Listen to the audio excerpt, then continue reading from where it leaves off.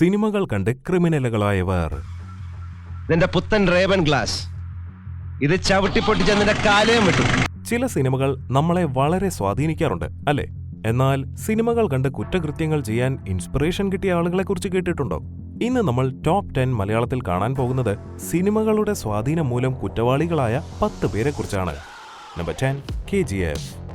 മരിക്കുന്നതിനു മുന്നേ അമ്മ ആഗ്രഹിക്കുന്നത് പോലെ അധികാരത്തിനും സമ്പത്തിനും വേണ്ടിയുള്ള അന്വേഷണത്തിൽ റോക്കി എന്ന 10 വയസ്സുള്ള ബാലൻ ബോംബെയിലെത്തുന്നു. പിന്നീട് നടന്നതെല്ലാം ചരിത്രം.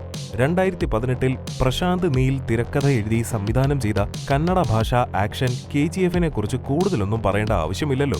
ഈ സിനിമ ഒരുപാട് ആളുകളെ സ്വാധീനിച്ചിട്ടുണ്ട്, പ്രത്യേകിച്ച് കൊച്ചുകുട്ടികളെ. എന്നാൽ മധ്യപ്രദേശിലെ 19 വയസ്സുകാരനായ ശിവപ്രസാദ് ഈ സിനിമ കണ്ട് റോക്കിയെ പോലെ ആകുവാൻ വേണ്ടി കൊന്നത് 5 പേരെയാണ്. രാത്രി ഉറങ്ങിക്കൊണ്ടിരുന്ന സെക്യൂരിറ്റി ഗാർഡുകളെയാണ് ഈ ചെറുപ്പക്കാരൻ വലിയ കല്ലുകൊണ്ട് തലക്കടിച്ച് കൊന്നൊടുക്കിയത്. ഇയാൾ കൊലപ്പെടുത്തിയ ഒരാളുടെ ഫോൺ മോഷ്ടിച്ചു കൊണ്ടുപോയിരുന്നു. അത് ട്രാക്ക് ചെയ്താണ് പോലീസ് ശിവപ്രസാദിനെ പിടിക്കുന്നത്. പിന്നീട് നടന്ന ചോദ്യം ചെയ്യലിലാണ് ഫേമസ് ആവുന്നതിനു വേണ്ടി റോക്കി ബായിയെ പോലെ ഇത്തരത്തിലുള്ള കൊലകൾ ചെയ്തതെന്ന് ആൾ സമ്മതിക്കുന്നത്. Number 8, special 26. അക്ഷയ് കുമാർ നായകനായ സ്പെഷ്യൽ 26 എന്ന സിനിമയിൽ തട്ടിപ്പ് സംഘം CBI ഉദ്യോഗസ്ഥരായി വ്യാജവേഷം കെട്ടി പ്രമുഖരുടെ വീടുകളിൽ ഒളിപ്പിച്ചിട്ടുള്ള കള്ളപ്പണം കൈക്കലാക്കുന്ന കഥയാണ് പറയുന്നത്. സ്പെഷ്യൽ 26 മാതൃകയാക്കി വ്യാജ റെയ്ഡ് നടത്തിയ 6 പേരെ ഇത്തരത്തിൽ പോലീസ് പിടികൂടിയിട്ടുണ്ട്. ചിത്രപൂരിലെ ജാക്ക് പെൻ ബ്രൂവറീസ് എന്ന കമ്പനിയുടെ ഓഫീസിലാണ് വ്യാജ റെയ്ഡ് നടത്തിയത്. CBI ഓഫീസർമാരെന്ന വ്യാജേന എത്തിയാണ് 2 ലക്ഷം രൂപ തട്ടിയെടുത്തത്. ഉത്തർപ്രദേശിൽ നടന്ന വ്യാജമദ്യ കേസിന്റെ അന്വേഷണമായി എത്തിയതാണെന്നാണ് സംഘം പറഞ്ഞത്. ഉടമ റെയ്ഡിന്റെ കാരണം തിരക്കിയപ്പോൾ നോട്ടീസ് അയച്ചിട്ടും ചോദ്യം ചെയ്യലിന് ഹാജരാകാത്തതിനാലാണ് പരിശോധന എന്നാണ് സംഘം പറഞ്ഞത്. സംശയം തോന്നിയ കടയുടമ പരിശോധന നടത്താൻ അനുവദിച്ചില്ല. ഇതിനിടയിൽ തോക്ക് ചൂണ്ടി ഓഫീസിൽ സൂക്ഷിച്ചിരുന്ന 2 ലക്ഷത്തോളം വരുന്ന പണവുമായി സംഘം കടന്നുകളഞ്ഞു. കടയിലെ CCTV ദൃശ്യങ്ങളും ഇവർ മോഷ്ടിച്ചുകൊണ്ടുപോയി. കട ഉടമ നൽകിയ പരാതിയിൽ അന്വേഷണം നടത്തിയ പോലീസ് പ്രതികളെ പിടികൂടി. സ്പെഷ്യൽ 26 സിനിമ കണ്ടാണ് ഇത്തരം മോഷണം നടത്തിയതെന്ന് പ്രതികൾ പോലീസിനോട് പറഞ്ഞു. നമ്പർ 7, മുന്ന ഭായ് MBBS.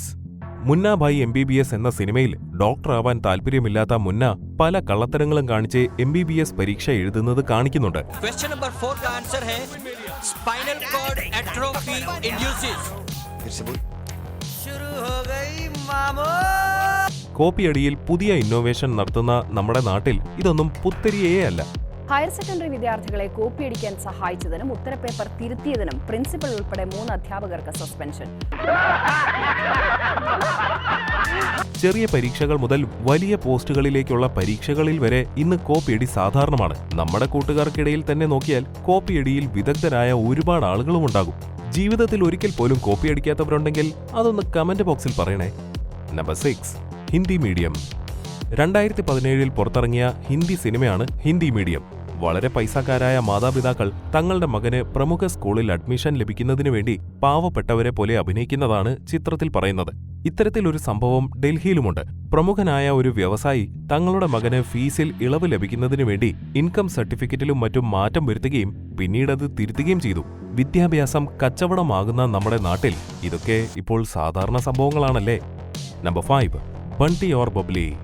റാണി മുഖർജിയും അഭിഷേക് ബച്ചനും തകർത്തഭിനയിച്ച ബണ്ടി ആൻഡ് ബബ്ലി എന്ന സിനിമ കണ്ടിട്ടുണ്ടോ? ചെറുപ്പക്കാരായ 2 പേർ കല്യാണം കഴിക്കുകയും പിന്നീട് അവർ ഒരുമിച്ച് മോഷണങ്ങൾ നടത്തുന്നതുമാണ് കഥ.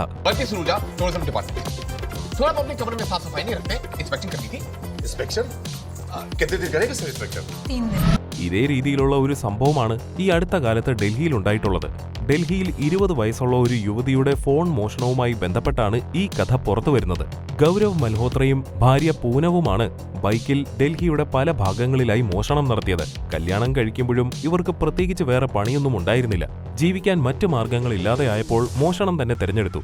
അങ്ങനെ മാല പൊട്ടിച്ചും മറ്റുള്ളവരുടെ പേഴ്സും ഫോണും കവർന്നും ഇവർ ജീവിതം ആഘോഷിക്കുകയായിരുന്നു. വളരെ അപ്രതീക്ഷിതമായാണ് ഇവർ പോലീസിന്റെ വലയിൽപ്പെടുന്നത്. ഇനിയുള്ള കാലം 2 പേർക്കും ജയിലിൽ കഴിയാം അല്ലേ. നമ്പർ 4, ധൂം. 2007 ഡിസംബർ 29 രാത്രിയാണ് സൗത്ത് മലബാർ ബാങ്കിന്റെ മലപ്പുറം ജില്ലയിലെ ചേലേമ്പ്ര ശാഖയിൽ കവർച്ച നടന്നത്. 80 കിലോ സ്വർണവും 25 ലക്ഷം രൂപയുമടക്കം 8 കോടിയുടെ കവർച്ചയാണ് അന്ന് നടന്നത്. അന്വേഷണം വഴിതെറ്റിക്കാൻ കവർച്ച സംഘം പല വഴികളും സ്വീകരിച്ചു. ജയ് മാവോ എന്നെഴുതിയതും ഹൈദരാബാദിലെ ഒരു ഹോട്ടലിൽ മനഃപൂർവ്വം സ്വർണം നിക്ഷേപിക്കുകയും ചെയ്തിരുന്നു. ശാസ്ത്രീയ തെളിവുകളെ പിന്തുടർന്ന് 2 മാസത്തിനകം കേസിലെ പ്രതികളെ പിടികൂടി. മാത്രമല്ല, കവർന്ന സ്വർണവും പണവും കണ്ടെത്തുകയും ഇത്രയും വലിയ കവർച്ച നടത്താൻ പ്രചോദനമായത് ധൂം എന്ന ഹിന്ദി ചലച്ചിത്രമാണെന്നും കവർച്ചാ തലവൻ അറസ്റ്റിലായതിനു ശേഷം പറയുകയുമുണ്ടായി. ഈ ചലച്ചിത്രത്തിലും പുതുവർഷ തലേന്ന് ഒരു സംഘം ബാങ്കിന്റെ ചുവരിൽ ദ്വാരമുണ്ടാക്കി കവർച്ച നടത്തുന്നതായി കാണിക്കുന്നുണ്ട്. ഫെബ്രുവരി അവസാനത്തോടെ പോലീസ് കോഴിക്കോട് വെച്ച് ഈ സംഘത്തെ വലയിലാക്കുകയും കവർച്ച ചെയ്യപ്പെട്ട 80% വസ്തുക്കളും കണ്ടെടുക്കുകയും ചെയ്തു. നമ്പർ 3, ഡോളി കി ഡോളി. 2023 ജൂലൈ ജമ്മു കശ്മീരിലെ 12 യുവാക്കൾ പോലീസ് സ്റ്റേഷനിൽ പരാതിയുമായി എത്തി. വിവാഹശേഷം ഭാര്യയെ കാണാനില്ല എന്നതായിരുന്നു പരാതി. അന്വേഷണം തുടങ്ങിയപ്പോഴാണ് പോലീസിന് മനസ്സിലായത് 12 പേരുടെയും ഭാര്യ ഒരാൾ തന്നെയാണെന്ന്. 2015 പുറത്തിറങ്ങിയ ഡോളി കി ഡോളി എന്ന സോനം കപൂർ സിനിമയാണ് ഈ സംഭവത്തിലെ കഥാനായികയും സ്വീകരിച്ചിരിക്കുന്നത്. സമ്പന്നരായ യുവാക്കളെ വിവാഹം കഴിക്കുക, പിറ്റേന്ന് തന്നെ അവരുടെ സമ്പത്തെല്ലാം അടിച്ചുമാറ്റി അവിടെ നിന്നും രക്ഷപ്പെടുക. ഇതുപോലെയുള്ള നിരവധി സംഭവങ്ങൾ ഇന്ത്യയുടെ വിവിധ ഭാഗങ്ങളിൽ റിപ്പോർട്ട് ചെയ്തിട്ടുണ്ട്. അവർക്കെല്ലാം ഇൻസ്പിറേഷനായിട്ടുള്ളത് ഈ സിനിമ തന്നെയാണ്. സുന്ദരികളായിട്ടുള്ള യുവതികളാണ് പലപ്പോഴും ഇതിന് പിന്നിലുള്ളത്. ഇതുപോലെ 27 പേരെ കല്യാണം കഴിച്ച് മുങ്ങിയ സംഭവങ്ങൾ വരെ നോർത്ത് ഇന്ത്യയിൽ റിപ്പോർട്ട് ചെയ്തിട്ടുണ്ട്. പൈസക്കാരായ യുവാക്കളോട് സൗഹൃദം നടിച്ച് പിന്നീട് അവരെ കല്യാണം കഴിക്കുകയും ഒറ്റ രാത്രി കൊണ്ട് മുങ്ങുന്നതുമാണ് ഇവരുടെ രീതി. സിനിമയിൽ സംഗതി കാണാൻ രസമുണ്ടെങ്കിലും റിയൽ ലൈഫിൽ ഇതൊരു ട്രാജഡി തന്നെയായിരിക്കും. ഇതിനെക്കുറിച്ചുള്ള നിങ്ങളുടെ അഭിപ്രായം കമന്റ് ബോക്സിൽ പറയൂ. Number 2, Sethuramaiyer CBI. Sethuramaiyer CBI എന്ന സിനിമയിൽ കലാഭവൻ മണിയുടെ കഥാപാത്രം ഓർമ്മയില്ലേ? ഇതേ രീതിയിൽ കൊലപാതകങ്ങൾ ചെയ്ത റിപ്പർ ജയാനന്ദനെ മലയാളികൾക്ക് ഒരു കാലത്തും മറക്കാനാകില്ല. റിപ്പർ ജയാനന്ദൻ എന്ന ക്രൂരനായ കൊലപാതകി കൊന്നു തള്ളിയത് 7 പേരെയാണ്. മരണത്തിൽ നിന്നും തലനാരിഴയ്ക്ക് രക്ഷപ്പെട്ടവർ നിരവധി. സ്വർണത്തിനും പണത്തിനും വേണ്ടി ആരെയും നിഷ്ഠൂരം കൊന്നുതള്ളും. 8ാം ക്ലാസ് വിദ്യാഭ്യാസം മാത്രമേ ജയാനന്ദനുണ്ടായിരുന്നുള്ളൂ. സിനിമയിലെ അക്രമരംഗങ്ങളിൽ നിന്നും പ്രചോദനം ഉൾക്കൊണ്ട് പല മോഷണങ്ങളും കൊലപാതകങ്ങളും നടത്തിയെന്നതായിരുന്നു ജയാനന്ദന്റെ മൊഴി. വിരലടയാളം പതിയാതിരിക്കാൻ കയ്യിൽ സോക്സ് ധരിച്ചാണ് കൃത്യം നടത്തിയിരുന്നത്. മണ്ണെണ്ണ സ്പ്രേ ചെയ്തും ഗ്യാസ് തുറന്നുവിട്ടും തെളിവ് നശിപ്പിക്കുന്ന രീതിയും സിനിമയിൽ നിന്നാണ് പഠിച്ചതെന്ന് ജയാനന്ദൻ പോലീസിനോട് പറഞ്ഞിട്ടുണ്ട്. ആദ്യം വധശിക്ഷയ്ക്ക് വിധിച്ച ജയാനന്ദനെ പിന്നീട് ജീവിതാവസാനം വരെ ജയിൽ ശിക്ഷയ്ക്ക് വിധിച്ചു. ജയിലിലും അടങ്ങിയിരുന്നില്ല ജയാനന്ദൻ. 2 തവണ ജയിൽ ചാടി. ജയാനന്ദൻ ജയിൽ ചാടുന്നതും പിന്നീട് ഇയാളെ പോലീസ് പിടികൂടുന്നതും സിനിമയെ വെല്ലുന്ന കഥയാണ്. ഇപ്പോൾ ജയിലിൽ കഴിയുകയാണ് ജയാനന്ദൻ എന്ന റിപ്പർ ജയാനന്ദൻ. നമ്പർ 1, ദൃശ്യം. മലയാളത്തിലെ സൂപ്പർ ഹിറ്റ് സിനിമയായ ദൃശ്യം ഇന്ത്യയിലെ തന്നെ പല ഭാഷകളിൽ പുറത്തിറങ്ങിയിരുന്നു. ഗുജറാത്തിൽ കാമുകനോടൊപ്പം ജീവിക്കാനായി മകനെ കൊന്ന് കക്കൂസ് കുഴിയിൽ ഉപേക്ഷിച്ച അമ്മയെ പോലീസ് പിടികൂടുന്നതിലൂടെ പുറത്തുവന്നത് ദൃശ്യം മോഡൽ കൊലപാതകമാണ്. ഗുജറാത്തിലെ സൂറത്തിലാണ് സംഭവം. മകനെ കാണാനില്ലെന്ന അമ്മയുടെ പരാതിയിൽ പോലീസ് നടത്തിയ അന്വേഷണമാണ് ദൃശ്യം മോഡൽ കൊലപാതകത്തിന്റെ ചുരുളഴിച്ചത്. ജാർഖണ്ഡിലുള്ള കാമുകനോടൊപ്പം ജീവിക്കാൻ കുട്ടി തടസ്സമായേക്കുമെന്ന് മനസ്സിലായതോടെയാണ് യുവതി മകനെ വകവരുത്തുവാൻ തീരുമാനിച്ചത്. സൂറത്തിലെ ദിണ്ടോലി പ്രദേശത്ത് ഒരു കെട്ടിട നിർമ്മാണ തൊഴിലാളിയാണ് നയന മാണ്ഡവി എന്ന യുവതി. തന്റെ കുട്ടിയെ കാണാനില്ലെന്നും അന്വേഷിക്കണമെന്നും ആവശ്യപ്പെട്ടാണ് അവർ പോലീസ് സ്റ്റേഷനിലെത്തിയത്. എന്നാൽ പിന്നീട് നടന്ന വിശദമായ ചോദ്യം ചെയ്യലിൽ അമ്മ തന്നെയാണ് മകനെ കൊന്നതെന്ന് സമ്മതിക്കുകയും ചെയ്തു.